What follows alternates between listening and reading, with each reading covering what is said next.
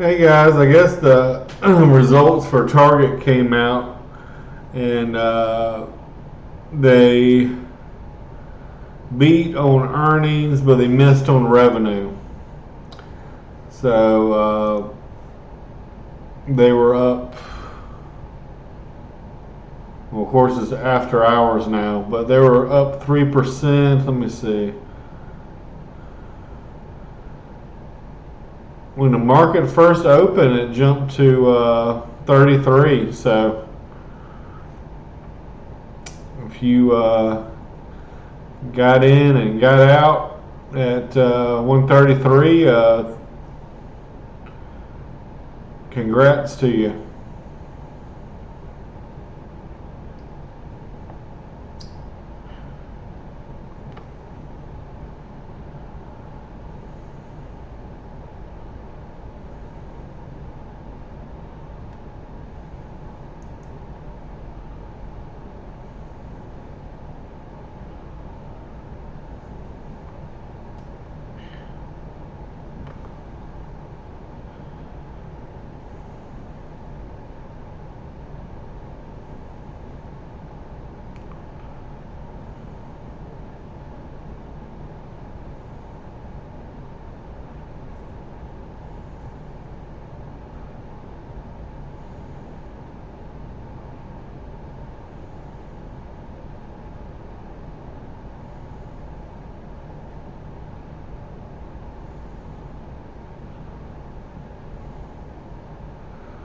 Now the reason, I mean, people have seen recently where Bud Light took I don't know what they did. I don't know if they were supporting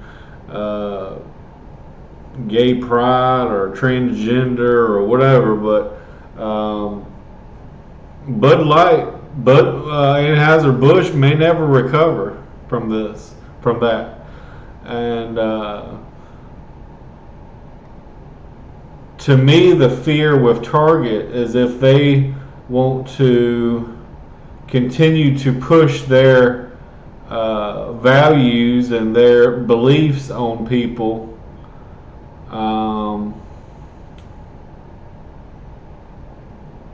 it might have a negative impact on them for a very long time.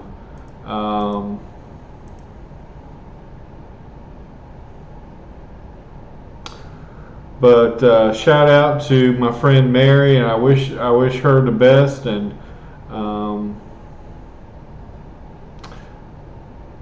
you know, if the price was $260 and now it's $130, you know, and at some point in the future it should be at $260 again, and higher, you know, maybe. But so I wish her the best. You know, me personally, I had shared my thoughts on another video and some of the reasons why, but just to reiterate, one of the main reasons is everyone's broke right now. Nobody has money. The savings rate in America right now is 2%. Historically, it's 8%. People are pushed to their max right now. And why is credit card debt at all-time highs? It's because people have no money. And they're continuing to keep up with their current lifestyle, even though factors have changed and they can no longer afford that lifestyle. I see people that are broke going on vacations. You're broke. You can't go on vacation.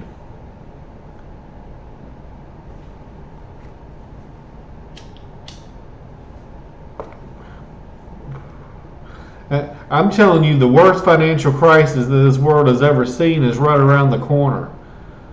Not this year, next year, you know, could be 6 months from now. Who knows? But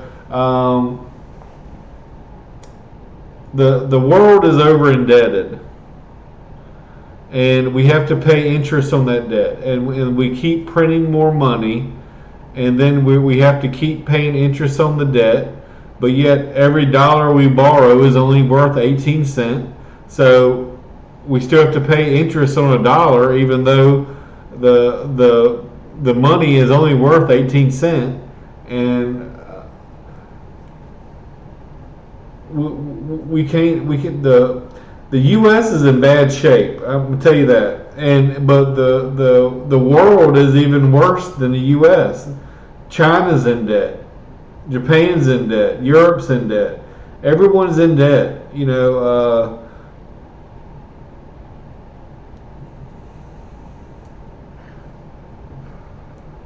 And sooner or later, the interest payments are due, and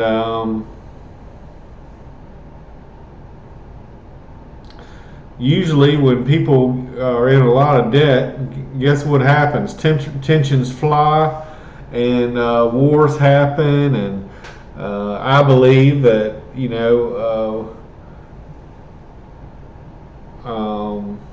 there's going to be earthquakes and famines and floods and all kinds of natural disasters in places that you never even heard of before, that have never even happened in 1,000 years or hundreds of years, and I think things are going to get bad before they get better, and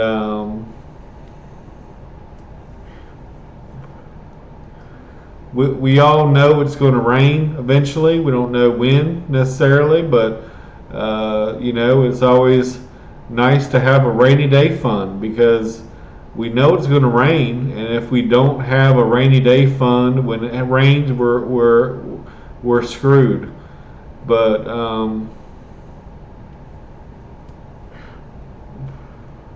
with retail in general, people are having to pay a higher percentage of their, let's say their pizza pie, let's say their budget for the, people were already, a house or a rent should never be more than 20 to 25% of your income. And we have people today that 50 or 60% of their take-home pay is being spent on rent or home payments. And then we have credit cards taking another big slice.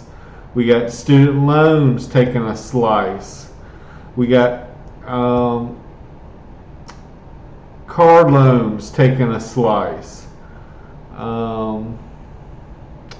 We got food taking probably 3 slices. And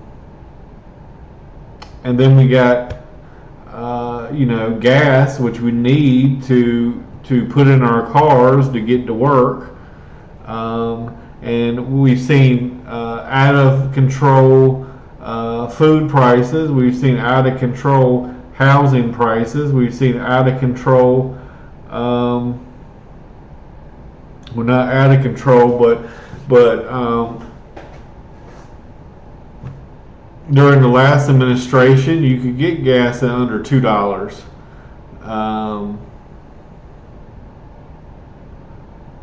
And now we're I don't know, 360 or something.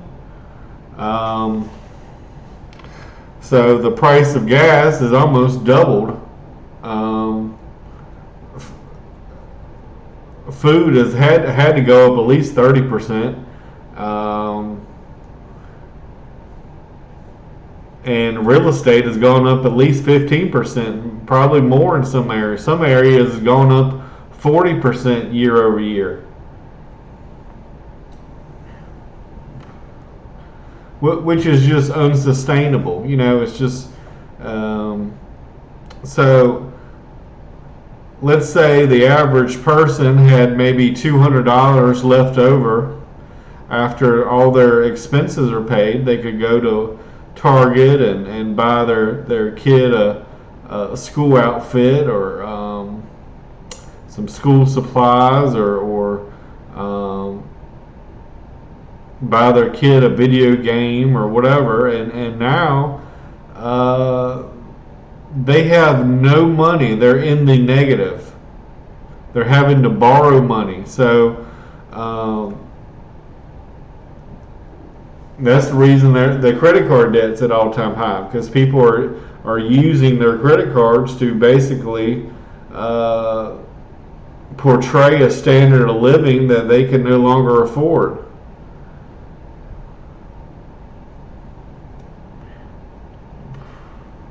And retail in general does not have a high profit margin. It's not like an Apple that's getting 30 or 40% profit. Like I said, I wish I had that chart. I saw it the other day on another guy's video, but I've always said that food and grocery stores had a 1%. They had it at 2% profit margin, and then it goes up. Then banks historically have a 30% profit margin, but I particularly don't like banks that. I like my bank, but outside of that, I don't particularly like banks because they don't produce anything. They don't make anything. The only way they make money is by ripping you off and charging you 20% interest and charging you $6 ATM fees to withdraw $20 out of the bank, which is stupid. It's your damn money. And you're having to pay a fee just to withdraw your own money, and they're using your money to loan to other people, and they're getting interest on your money, and they're not giving you shit back.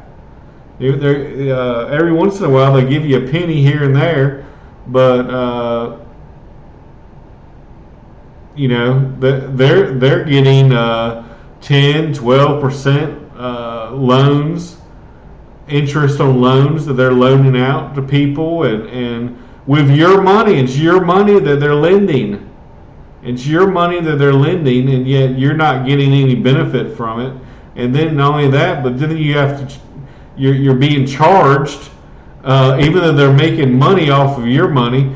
You're being penalized. If someone makes a fraudulent purchase on your account, or every time you go to the ATM and you got a $2 charge, and then they charge you another $2, and just to withdraw $20. It's crazy. But anyway, the reason why I don't like retail right now has nothing to do with Target. I don't particularly agree with their pro pushing gay rights and gay transgender, and I don't like that they had like the unisex bathroom and stuff. That's like a pedophile's dream, is a unisex bathroom, I have every respect for anybody that educates themselves on once they're an adult and choose to be gay or whatever, or change genders or whatever. That's your personal opinion. It's your right to do so,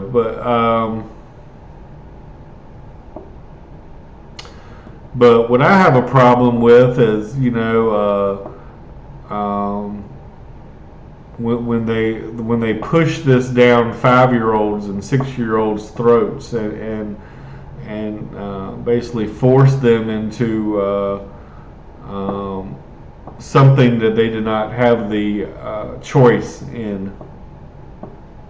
But yeah, the bottom line of everything here is basically people right now are broke. And this is before the student loan payments start again in October. And I've heard from several people that they're broke now. They can't afford an extra $300 student loan payment. They can't even make ends meet now. Where are they going to come up with this extra $300 every month? and people are already working 2 and 3 jobs, 4 jobs. I mean, you can't work a fifth or sixth.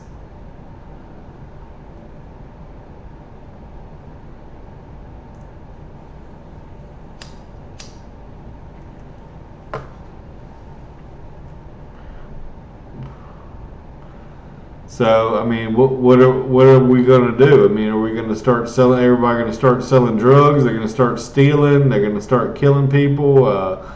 You know, um, I have a feeling that it's more likely that people will be stealing more from places like Target. They always steal very well from Walmart. But there's no armed security guard at the end. They don't even chase you in the parking lot anymore. They got your stuff on video, and eventually they'll track you down and find you. But they're not going to get reimbursed usually for all those thefts that happen.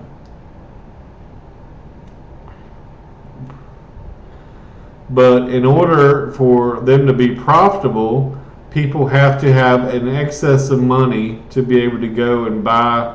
Because Target, I would say, is Target. And this is my personal opinion, and might offend people, and I don't care. But Walmart, you got the bottom of the barrel sometimes going in there.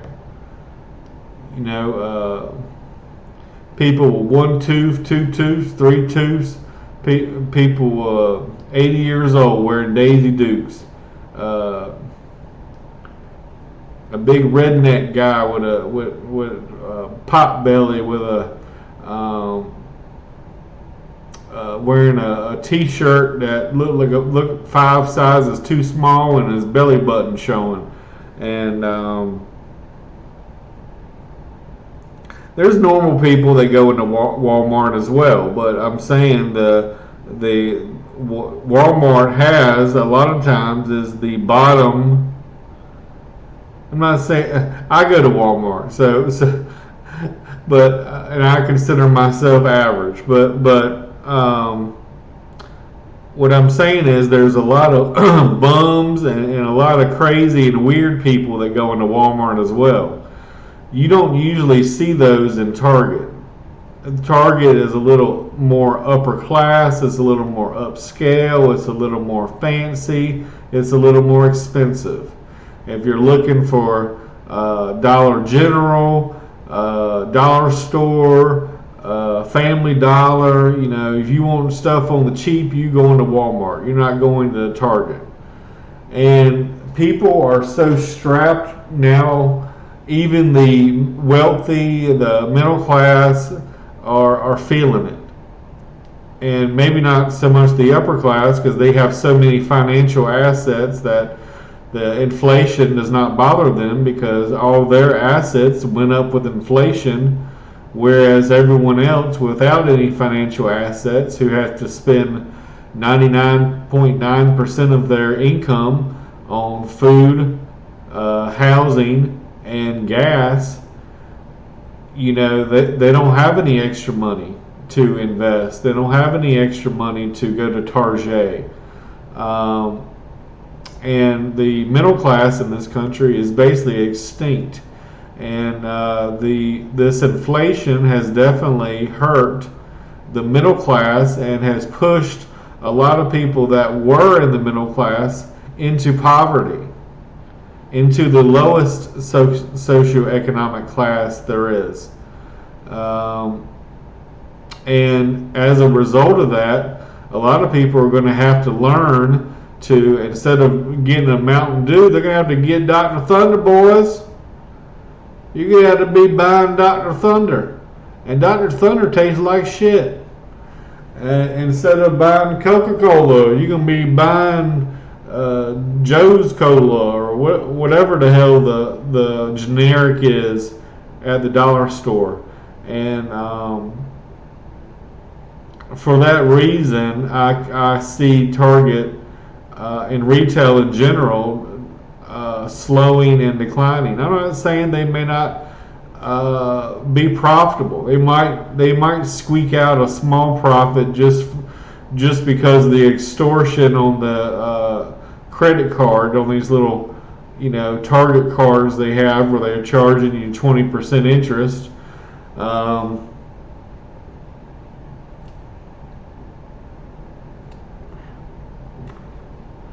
If you can't make a profit and you're charging somebody 20% interest on a credit card, you're pretty terrible. But they might still squeak out a profit, but people just don't have the money right now, and we're not even we're still in the bubble. The bubble hasn't popped yet. People are not. There's not blood on the streets yet. It's coming. We haven't seen a real estate crash yet. It's coming. We see deflation in China now. So we're no longer talking inflation, we're talking deflation. So what is the definition of deflation? I don't know the definition, but my definition off the top of my head is you're able to buy more goods and services for a lower price. So does that hurt retail or help retail? That would hurt retail, because then your dollars are able to buy more goods and services in a deflationary environment. Target's going to have to have minus 50% off clothing sales, and 60% off clothing sales, and 70% off clothing sales to get these high-end clients in to do shopping, in my opinion.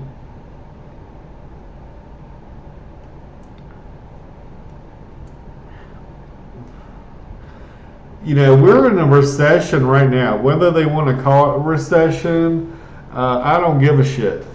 But the fact of the matter is we're in a recession now, and we're about to be in the biggest financial crisis that the world has ever seen, in an everything bubble. And whereas in 1925 it was focused in the U.S., it spread a little bit, maybe to Europe or whatever, but now we're in a global economy, and all the economies around the world are tied together. And if the U.S. goes down, the whole world goes down. And if China goes down, the whole world goes down. Like everything is interconnected. And China was basically building a Ponzi scheme for years in their real estate. The average person in China, they only invest in real estate, and basically all their wealth is tied to these worthless. I hate to say it, they're worthless. These cities, these skyscraper cities that are just filled with empty apartments that nobody lives in. There's no jobs there. They're just empty apartments that people have put their life savings into. And the thing is, in China, in real estate, they have to pay like a mortgage, and the place isn't even built yet. They don't even have to break ground yet. And basically they're robbing Peter to pay Paul, and before they even complete one project, they're already scamming the next guy to fork up some money to build the next project, but they haven't even finished paying the first one yet. And people in China believe that real estate investment is going to be worth something someday, and they're just empty bland apartments that nobody lives in. And I can tell you that when things go abandoned, when people forget about an area, it does not take long before Mother Nature takes over, and vandals, homeless people come in, and 10 or 15 years of that, and the whole place is covered in weeds, and trees and gangs and drugs and homeless people and um, but not only that, the thing in China, and I've said this many times, is the average age in the U.S. is 43, I believe, and every year that the U.S. ages, the China ages 2 years. So if the U.S. is 43 this year, next year China be 45, and or China's 45 now, the next year China will be 47. And the peak spending years of a person's lifetime is like 43 maybe, and then you start to go down because you've already bought all the hammers you need for your house, you've already bought your washer and dryer, you've already bought your fridge, you don't need anything, you've already bought your lawnmower, you don't need anything else for your house, unless you want to remodel your kitchen or something like that. But as far as the basic necessities go, by 43, most of the basic necessities have already been bought. So there's not a spending surge at 43. At 18 and going up, you haven't bought that first hammer yet. You haven't bought that first tool. You haven't bought your first lawnmower. Maybe you haven't bought your first car. You definitely haven't bought your first house in all likelihood. So all these big purchases haven't occurred yet. But by the time you're mid 40s, your peak spending years are behind you.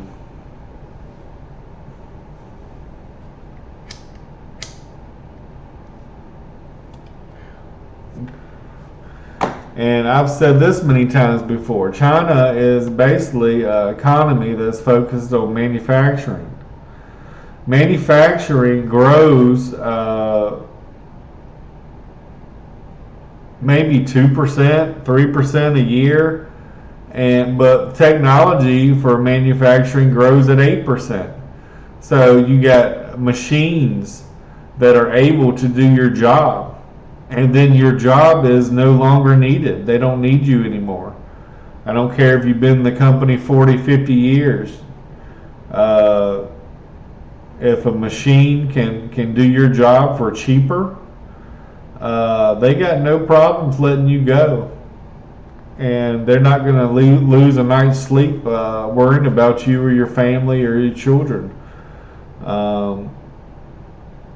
But that is the reason why manufacturing around the world has declined, is because technology in manufacturing grows at 8% annually, whereas demand is only like 2 or 3%. So there's a 5% reduction in the workforce every year.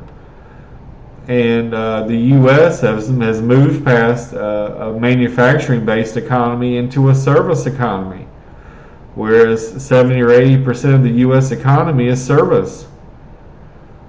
It's Uber, it's stuff like that. It's service. Healthcare, service.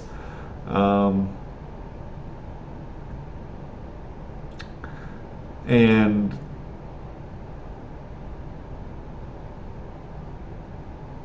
so yeah, that's why I believe, in my opinion, that China will never overtake the U.S., even though China believes they're the world superpower. I know they've ripped off Africa, they've ripped off the Latin America. They basically gave them loans and key important ports, and then when Africa failed to pay interest on their loans, were unable to basically pay their debts, China basically took over those ports, and now that land that used to be owned by Africa is now property of the Chinese.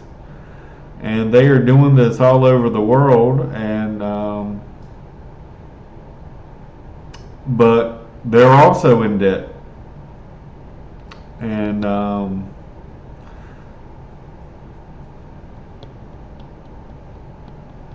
And I hate to say it, but a lot of the Chinese companies that or doing anything well, basically were copycats of the U.S. companies, or they stole the technology from the U.S. Basically, they would take a 51% ownership of a business, and then they would steal their intellectual property, and then they would basically create their own company using that intellectual property, and try to take over the initial company they stole from.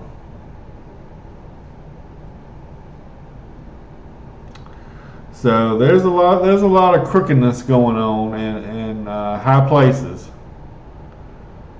But don't you worry, because God's still on the throne. God's still in control. He sees everything, and basically the so-called fake wealth that the crooks get will be given to the righteous, in my opinion. So,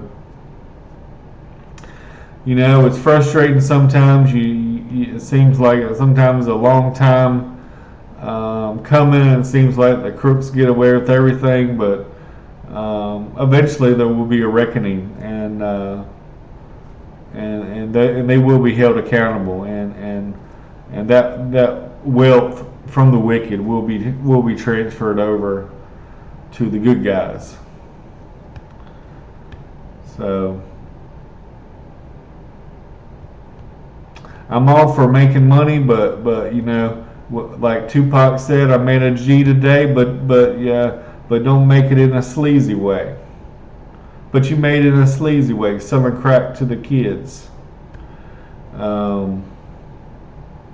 So let's make a G today, but let's make it not in a sleazy way. Let's make it legitly, and not have to kill or murder or steal from anybody to get it.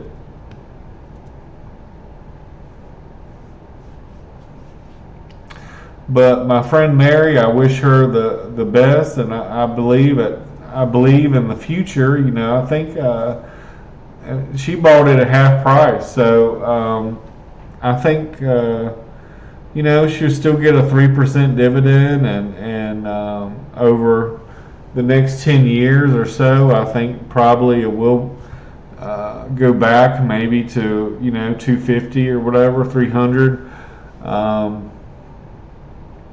So in the long run, I think she'll do okay. So, but in the short run, like I said, I think things are going to get bad, and in this country, when you get a 2% saving rate, what happens when the East Coast is wiped out by a tsunami, or the West Coast has a couple 10.0 earthquakes that take out major industries in the area? You have a government that is already in debt. Like I said, where the tax revenue is $3 trillion, the budget's $7.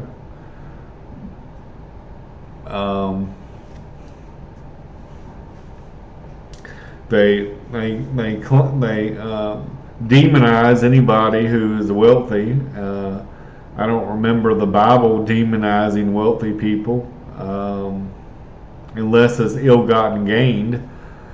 But in fact, it's quite the opposite. If you're a good person and believe in God and do what He says, and try to live an honest and moral life, and hard work, and I believe that would be rewarded. And but when these natural disasters start happening, you guess what? The government's going to have to print more money, and then we again are long past the diminishing returns, and then every dollar in debt of new debt we issue might be, instead of 18 cents, it might be 10 cents. and then we still have to pay interest on a dollar, but the dollar we borrowed is only worth 10 cents because we've just printed money out of thin air and abused our right, not our right, but our privilege to be the world's currency. And you have countries all around the world that are turning to gold and turning to their own currency, and you got people that countries even now that are refusing to pay for oil or natural gas in U.S. dollars. They want to use their own currency, or so if the U.S. does not straighten out, it's possible we could lose the world's currency status. I mean, Great Britain lost theirs. Spain had it one time, I believe. You know, the Roman Empire went bust. Any great nation around the world over history, you know, could and would or will, if they don't get their act together, will be destroyed. Will be, and most of them they fall because they're over indebted. I mean, if we just cut spending 5% for the next 10 years, or even 2 or 3% a year, you know, we could get out of this hole. I mean, the problem is the economy is growing at such a slow rate. It's growing at like 1% or so, and yet our government spending is like growing at like 20 or 50%. You know, that's just a recipe for disaster. You know, you got the spending increase should only be equal to whatever the economy is growing at. Then the economy could support it.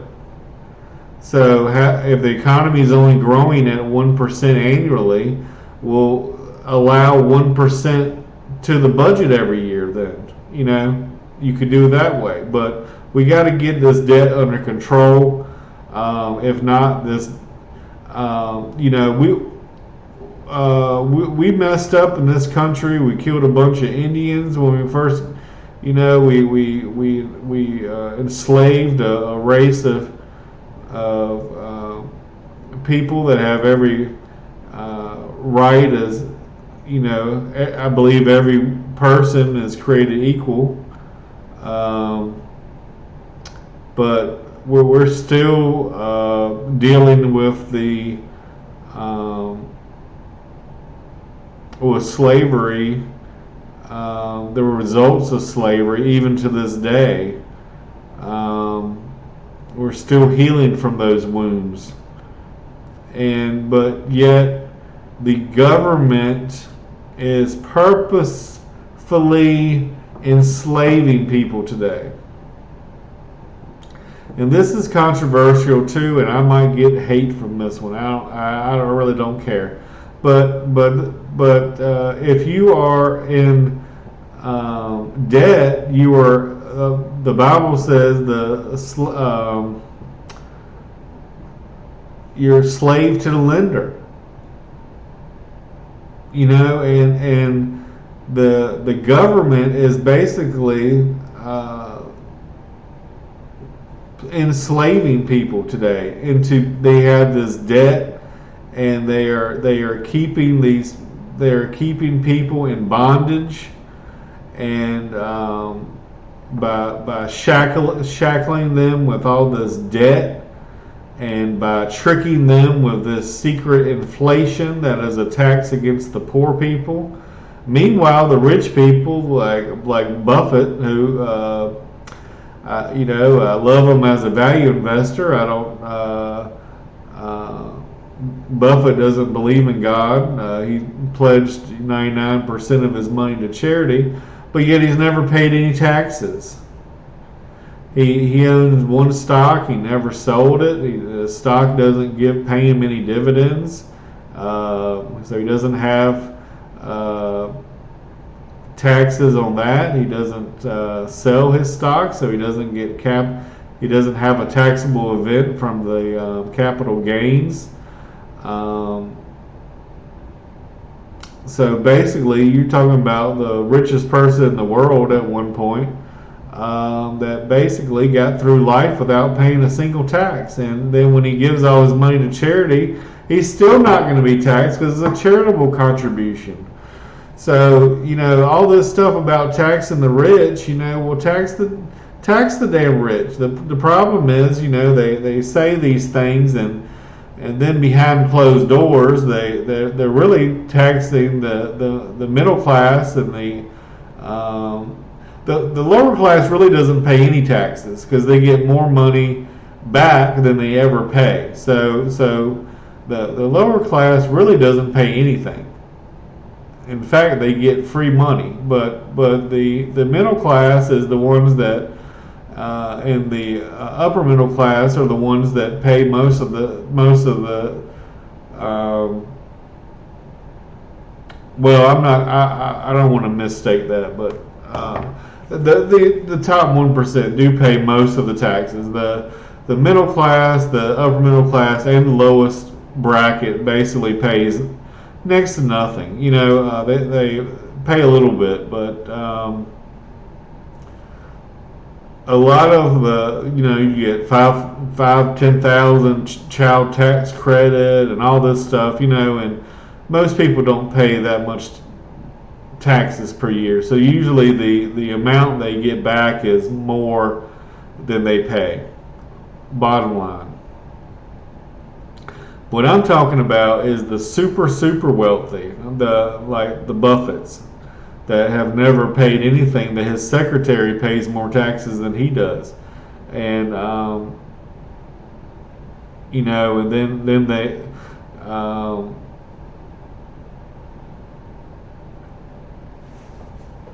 You don't create prosperity in this world by taxing people to death. And basically, what the profitable companies in this country has done is they move to Ireland or something like that might have a 10% corporate tax rate, whereas the U.S. might be 20% or 15%. And why the hell would you want to headquarters your place in the U.S. at a 20% tax rate when you could go to Ireland or something for 10%? I mean it's just a no-brainer, and yet the government, our government, is forcing basically U.S. companies overseas due to the high taxes. And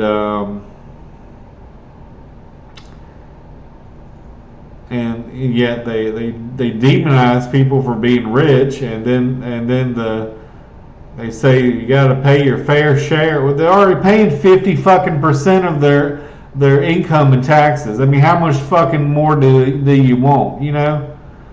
They're paying 50 or 60% of their income in taxes already. I mean, what would make you happy? 100%? 99%? I mean, the lowest middle, the poorest people and the next couple levels up basically don't pay anything. They pay a little bit, but it's you get more back than you ever pay. And but the people that really aren't paying their fair share is the truly people like Buffett that I love him as a person. I love him as a value investor, but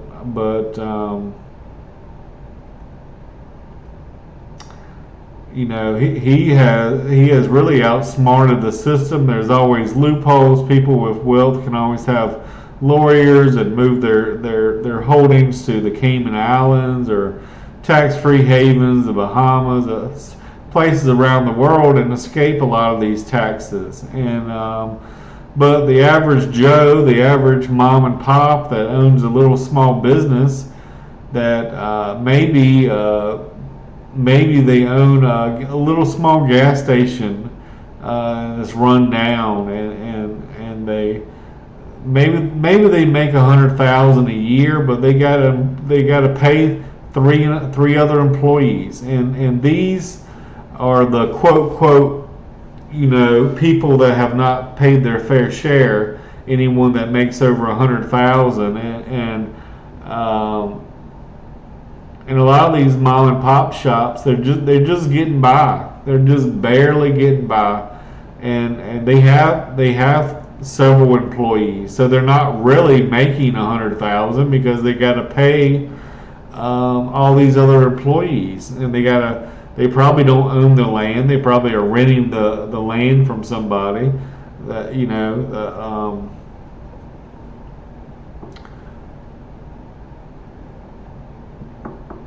boy, I've really dove into some politics, and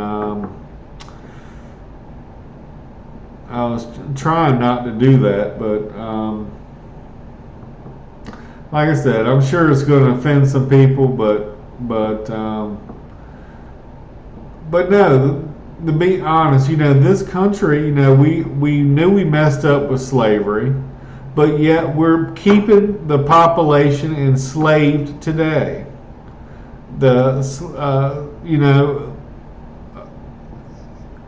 we're not educating the population about inflation and what it means, and basically we're just taxing the poor. The poor have a hidden 2% tax, every year for inflation, and then when inflation gets hot like it is now, when it's probably 15 or 20%, I mean, imagine trying to build wealth and you lose 20% of your wealth every year. Imagine if you had 100,000 and you're 65 and ready to retire, and you think you're going to do good, and then bam, you get hit by inflation. And then now your 100,000 is only worth 80,000, and then the next year your 80,000 is only worth 60,000, and then your 60,000 is only worth 40,000, and on and on and on. And you have to, I'm trying to help the lower and middle income class get up there to the millionaire status, because there's no excuse for anyone in this country not to be a millionaire, myself included. And I know I'm behind the ball, and that's one reason I'm trying to catch up, because hell, I mean, imagine how much money the average person, if all the money they spend on alcohol or whatever you're, maybe it's going to the movies 5 times a week or something. But just imagine all that money that you spent, and then if you had instead channeled that money into something more productive that creates more long-term generational wealth. In this country, even if you make minimum wage and you start at 18 and save $50 invest $50 a month, and if you get 10% return on your money, you still got $500,000 at 65. If you save 15% of your income and invest it, I mean, over 40 years, you probably got 7 or 8 million. There's no excuse really for as rich as this nation is for us to be in this situation, this scenario. But we just keep getting further and further into debt, and nobody seems to care. The governments don't seem to care, and even the corporations, the quote smart money, they're doing dumb things and going into way too much debt. Um, Remember, in economics, there's no such thing as a free lunch. Somebody's paying for it, and I don't know about you, but me personally, I don't want to be a burden to anybody. And I can understand if someone is disabled, has a disability, born blind, whatever. That's not their fault. It's our job to take care of the elderly, to take care of widows, to take care of the orphans, to take care of children and that kind of thing. There shouldn't be any children going to school hungry. Um,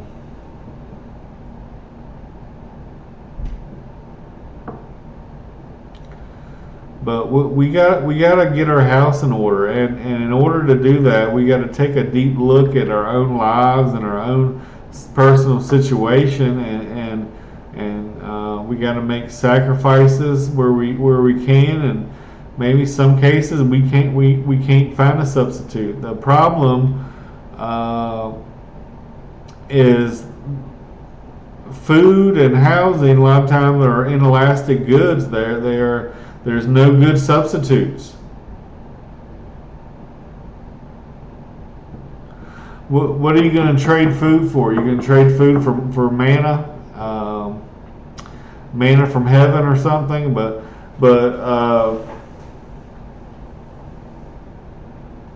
instead of eating out every meal like I usually do, I don't know. Maybe I need to start eating ramen noodles and rice, beans, ramen noodles and rice, and drinking, just drinking water.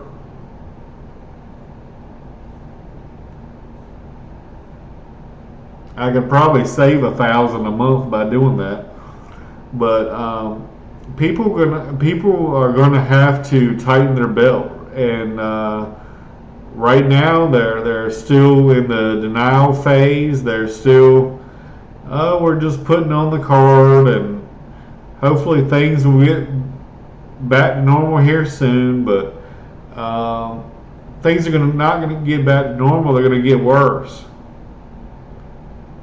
They're going to get much worse.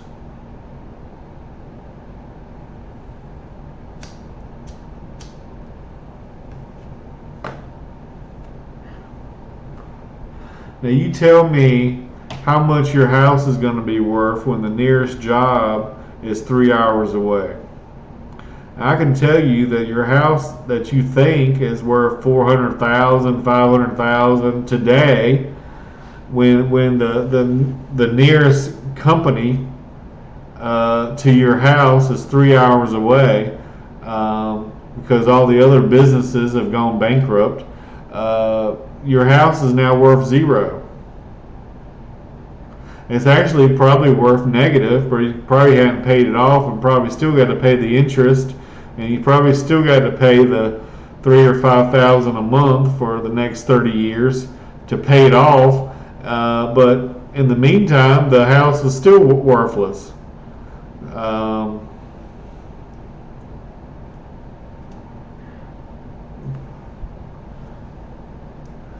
So I just caution people. I mean, I'm still going to invest, even though I think I have a bleak outlook on what the economic situation is in the world. But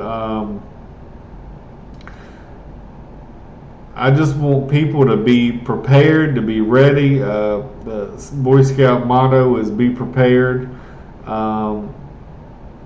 We got to be prepared for a rainy day, because that rain is coming. It's going to be a thunderstorm.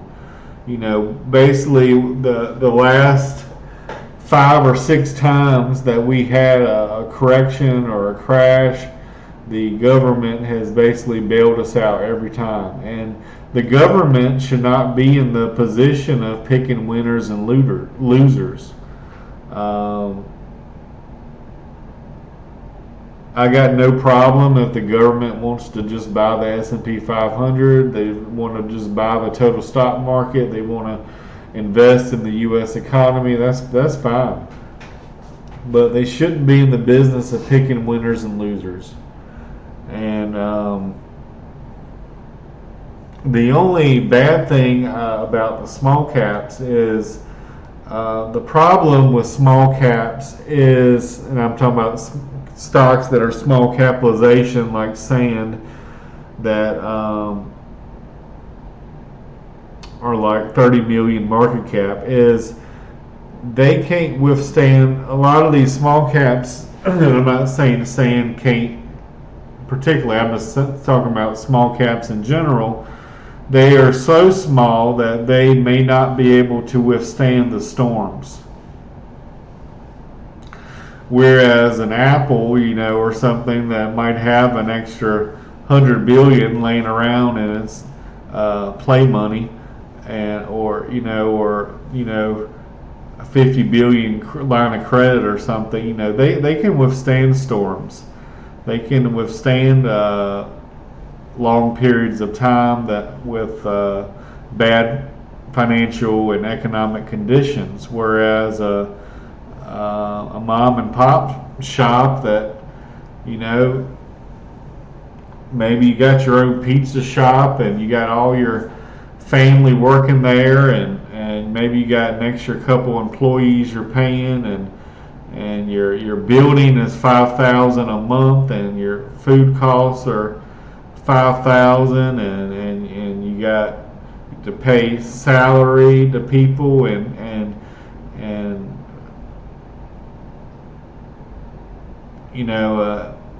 people are no longer eating out, and people can't afford to go get that Stromboli or that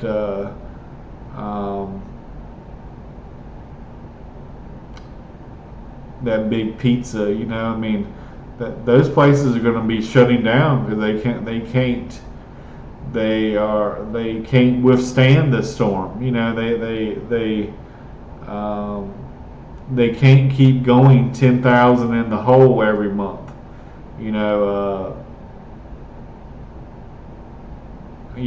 might be able to survive a couple months, but most small companies were not going to be able to survive a long, prolonged economic downturn.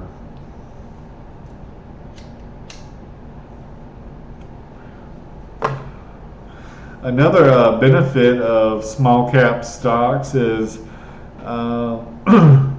and this happens all the time, is if you find something that's undervalued, a lot of times somebody that's a bigger company, they might also recognize that company has certain assets that are undervalued, and they could get bought out, and then what happens is usually the stock price goes up, because usually they offer more than what the stock price is, and then you make money because the stock you own basically went up. The bad news is the company that you bought basically doesn't exist anymore because they bought it out, and maybe they took a company that was public to the private sector.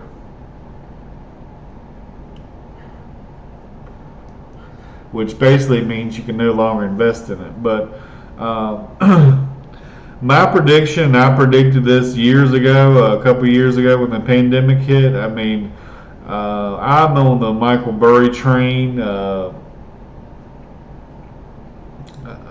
Peter Schiff, a lot of these, Jeremy Grantham, a lot of these guys that are. Jeremy Grantham had a video the other day about the everything bubble.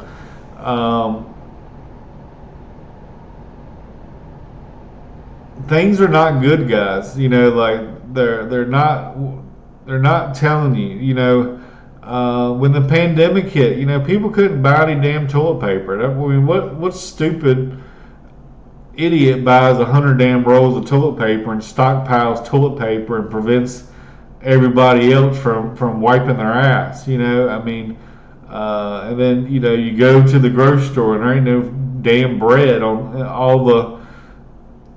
all the shelves are cleaned out. Everyone's maxed out their food stamps card and bought all the food. So then the person that actually needs bread can't go to the store and buy it because everyone else bought 15 loaves of bread.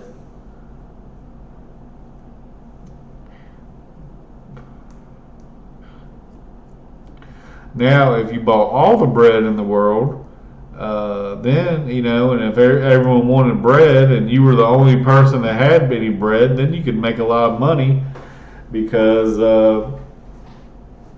simple supply and demand. There's a high demand and a low supply, and the price is going to go up.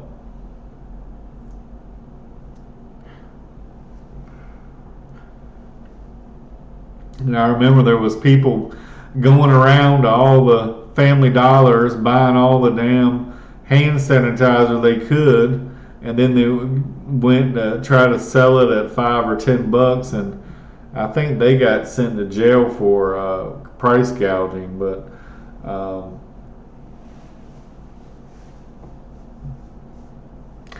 yeah, I think the biggest financial crisis, the biggest everything. But the problem is, whereas before the financial crisis was just the financial sector, the housing bubble was just the housing sector. The tech bubble was predominantly the tech companies. This is everything. This is affecting this everything bubble is going to affect real estate. Is going to affect stocks. Is going to affect banking. Is going to affect currencies all over the world. It's going to affect every nation in the world. Is going to have ripple effects on. And I don't know when this going to happen. I don't know what the precursor is going to be. I don't know if it's going to be an earthquake. I don't know if it's going to be a tsunami. I don't know if it's going to be a fire. I don't know if it's going to be someone cutting off the gas supply or the oil supply for a prolonged period of time. I don't know if it's going to be a World War III, but something is going to happen, and it's going to be a domino effect. And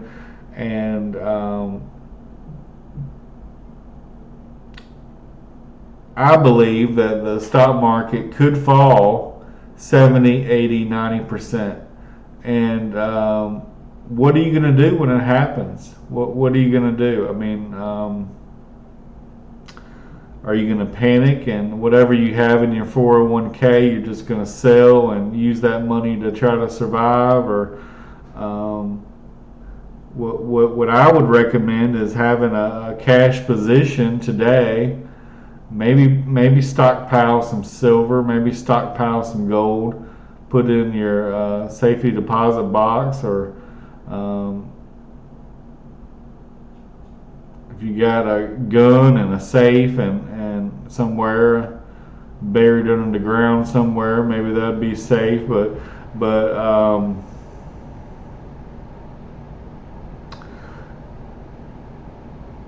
I'm trying not to scare people too much, but I want people to realize the gravity of the situation we're dealing with here. This is a worldwide thing. I mean, like I said, most people in China, probably 80% of their wealth is in real estate. And the real estate, they're empty apartment buildings that were based on a Ponzi scheme that basically they pay now for a building that they're going to build supposedly in the future that actually never gets built. And before it ever gets built, they're scamming the next guy. They're robbing Peter to pay Paul to go build the next apartment complex. So And out of the real estate around the world, 75% of the value of all real estate in the world is located in the U.S. So, either the U.S. is overvalued in real estate, or the rest of the world is really undervalued. But either way, the real estate in the U.S. Will go down. No ifs, no ands, no buts. It's just a fact. It will. It's not going to keep going up 14% annually. It's not going to keep going up 40% annually.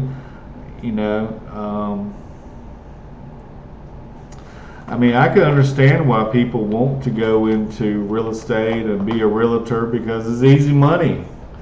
What's easier than going and selling $1 million house and,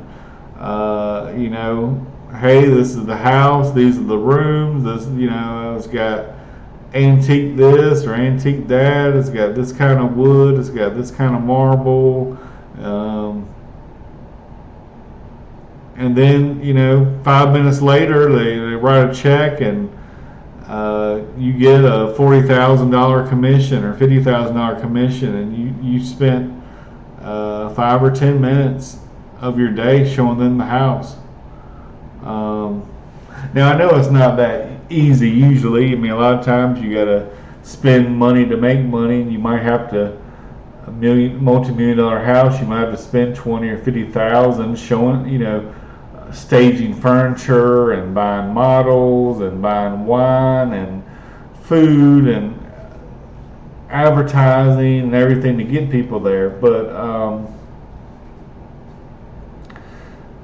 But yeah, I just want people to, I love people to invest in stuff, but keep a little bit of money to the side, because there's a rain coming.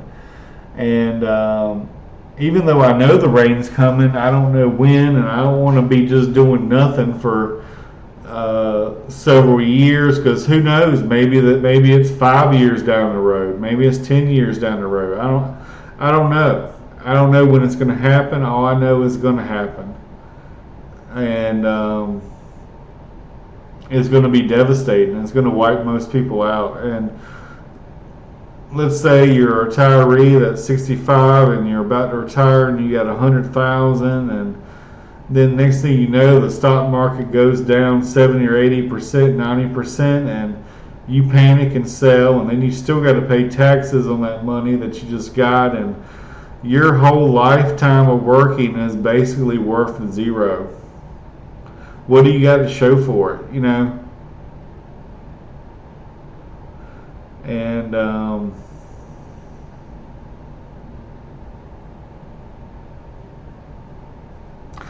if the average person only has $400 rainy day fund, they're going to be SOL. They're going to be shit out of luck. They're going to, the homeless shelters, the food pantries, they're already overstretched.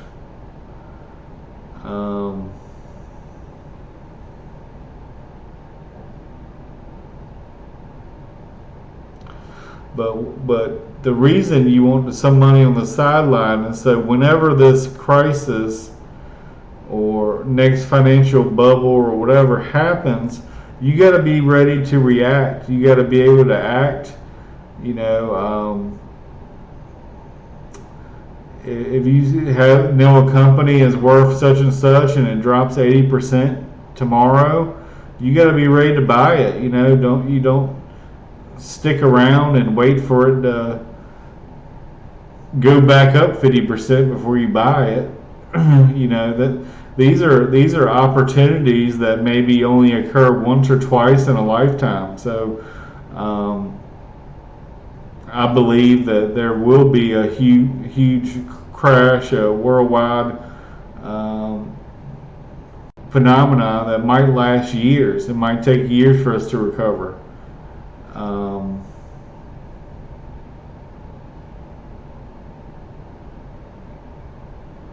But yeah, the main point I wanted to point out was, that the people just don't have any spare money right now. They're broke. They're, in October there's another hit coming, or it's like we're already down on the ground and someone comes by and kicks you in the head, and then another person comes by and stomps on your stomach, and another guy comes down and stomps on your foot, and they won't admit to 15 or 20% inflation, but we've definitely had that, at least maybe even higher than that. But yeah, we got student loans due in October. Christmas comes in December every year. What happens during Christmas? People got to go buy presents for their kids, for their cousins, for their mom and dad, for their sisters and brothers, for the girlfriend, boyfriend, whatever, for the grandma, and where all the credit cards are already maxed out. So what are we gonna do?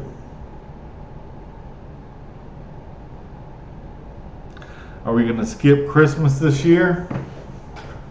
I don't know.